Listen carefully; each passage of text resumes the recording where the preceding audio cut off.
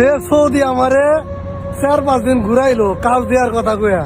পরে আজকে আমি রুমে আইছি, পরে সকালে ফোন দিছে কয় তুই কই আছো।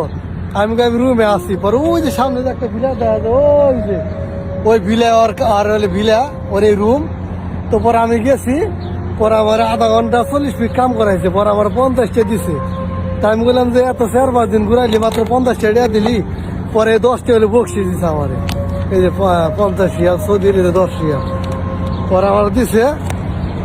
পরে আমারে কইতেছি কি কয় কিছু মনে করিস না, তোর আর ঘুরাম না, পরবর্তী আইলে তোর টিয়া বসা বাড়ি দিব। যাই আলহামদুলিল্লাহ এত 4-5 দিন ঘুরা পরে আমি বাংলাদেশে 2000 টাকা পাইলাম। এটা আল্লাহ কাছে আমি লাখ কোটি শুক্রিয়া। কারণ এই যে 2000 টাকা দিচ্ছে বাংলাদেশে 2000, সৌদি আরবের 60 রিয়াল, তা আমি এক সপ্তাহ খাইতে পারবো। এটা আল্লাহ অসের রহমত। তাও তো কামটা পাইছিলাম তো 2000 টাকা পাইলাম। রিজিকের মালিক হলো আল্লাহ, আলহামদুলিল্লাহ। সৌদির অনেক ভালো, পানি পুনি দিল, ফল ফল আনতে দিল, খাইলাম। ওরা তো গল্প টল্প করলাম, খুব ভালো লাগলো।